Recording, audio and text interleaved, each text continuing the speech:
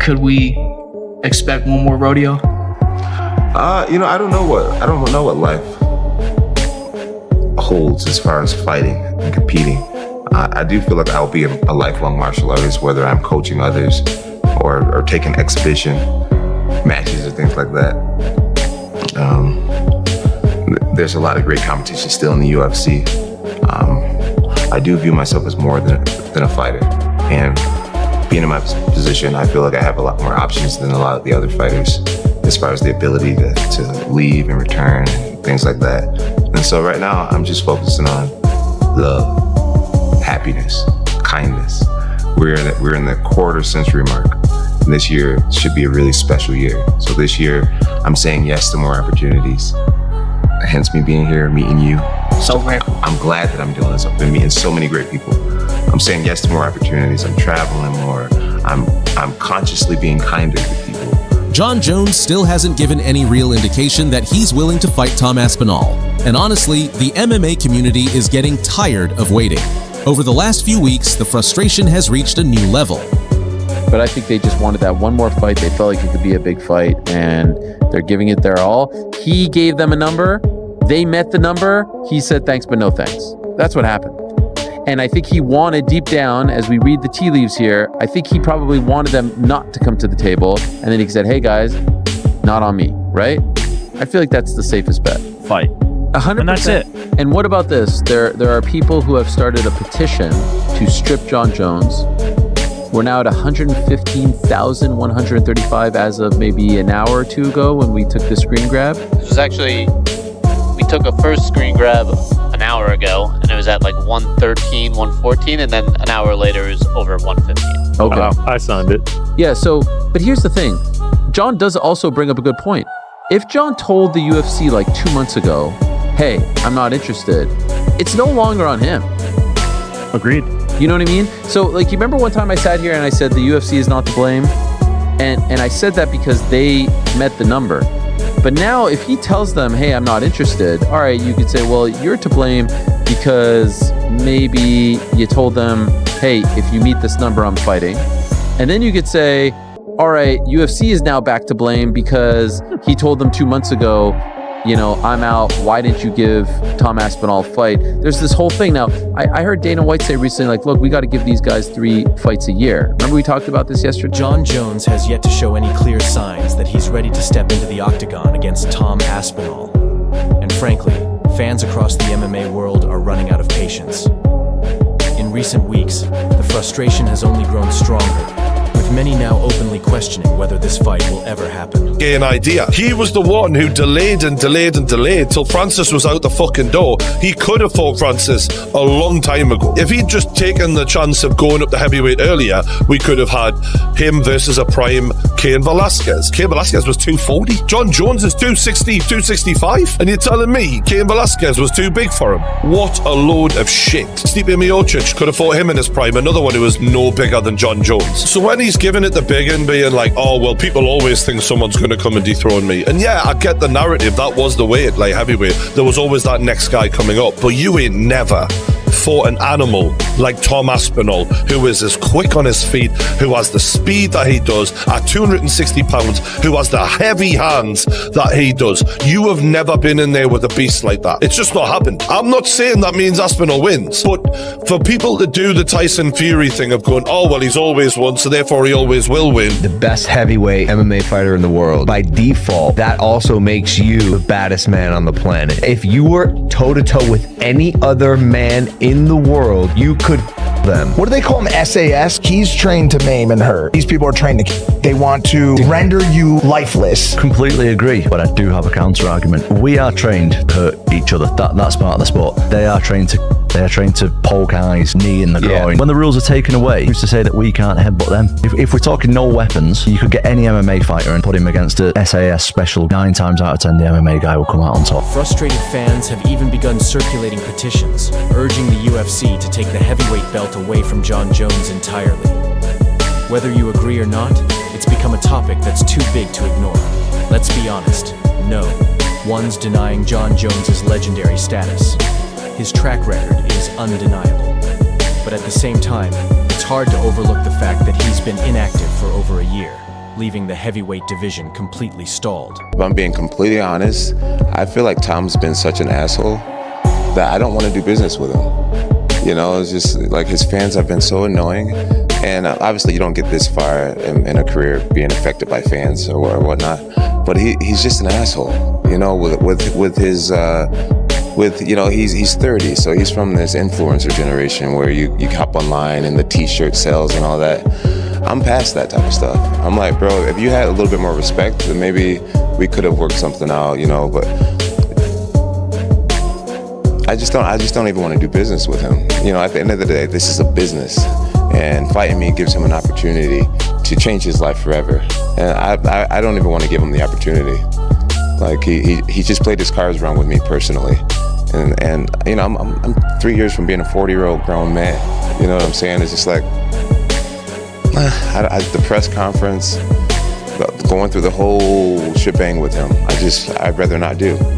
Fajeda on the other side, respectful, cool, barely says much.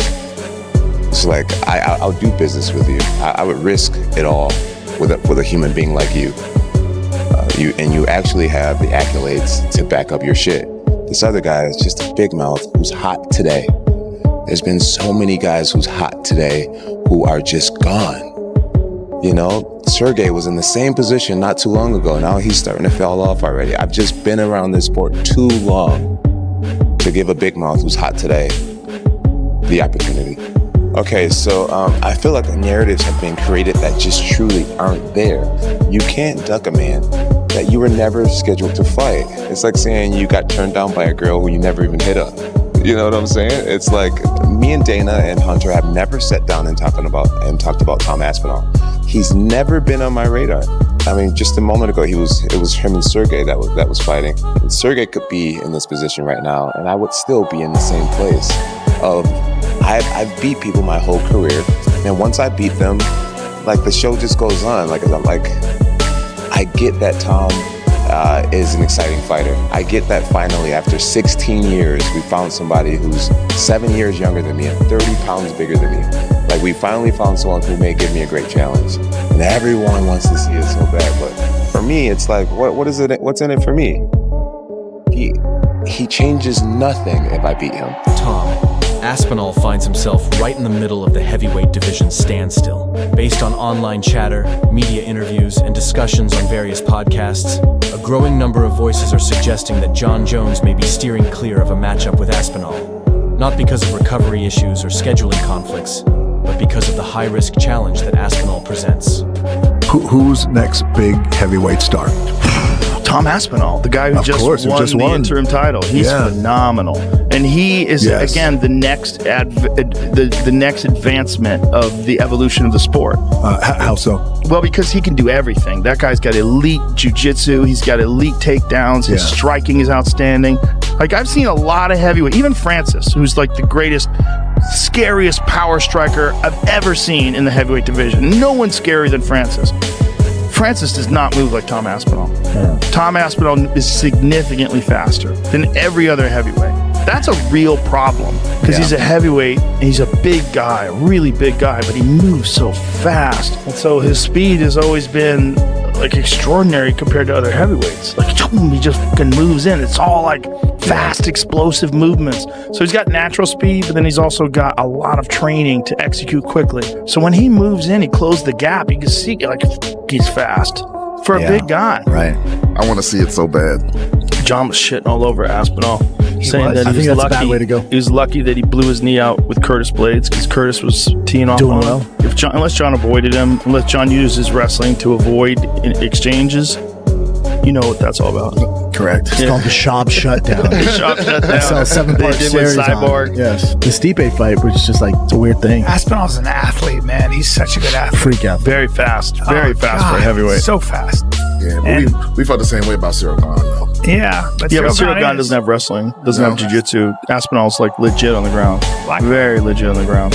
So legit that his dad owned a jiu-jitsu gym. His dad's a black belt. He started doing jiu-jitsu at 2. Yeah, I'm interested to see how Aspinall is past the first round, right? Because we've seen him. He looks so fast. He looks, you're like, nobody moves like him. He looks like a younger Kane. Right. But he just keeps knocking these guys out so quick. So I'm like, let me see him past the first round and see if he has that cardio as well. Let's be honest. Tom Aspinall is a tough matchup for anyone. He's younger, quicker, and technically sharper.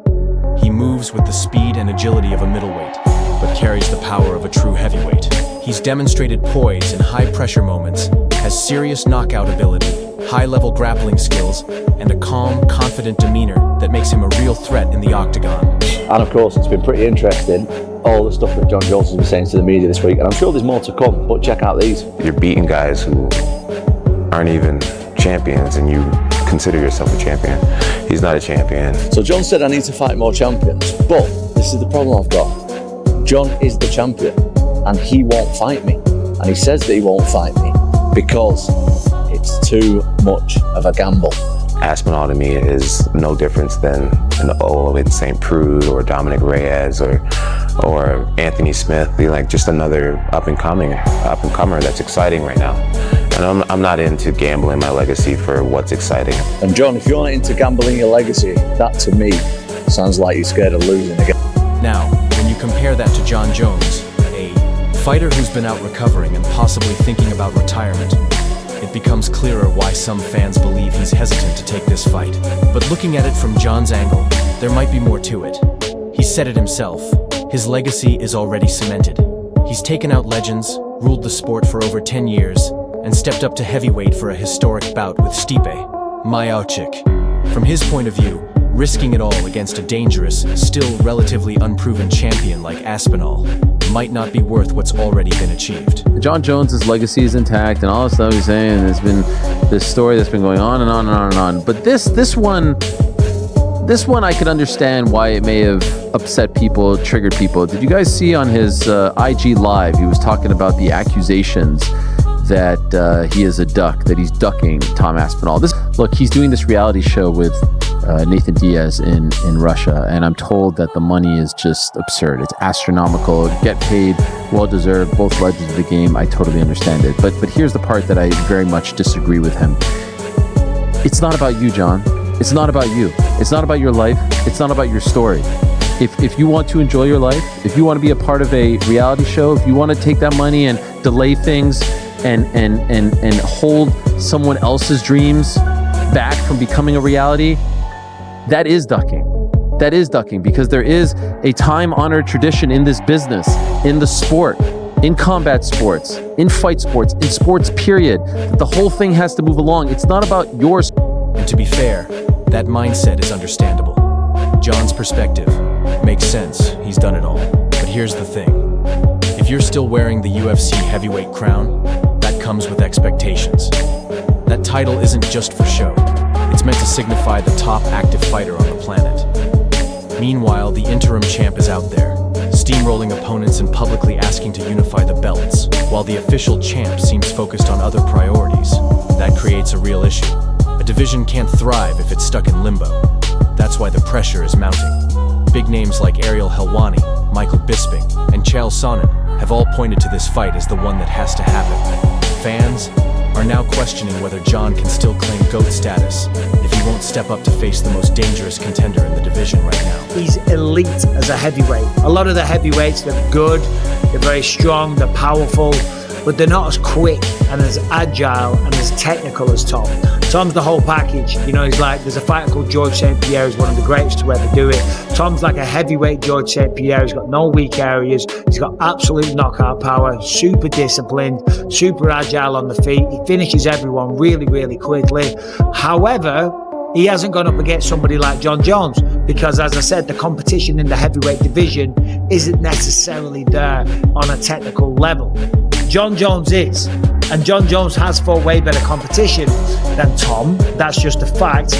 But Jon's never fought anyone like Tom either. Jon has never fought anyone the size of Tom, and that can generate that kind of power. He had 2 heavyweight fights, one against Lugano, who took him down really quick and choked him out, and then he went up against Stipe Miocic. He was really good, and he had a good little goal, but he was 42 and he hadn't fought for a while, and he's getting on.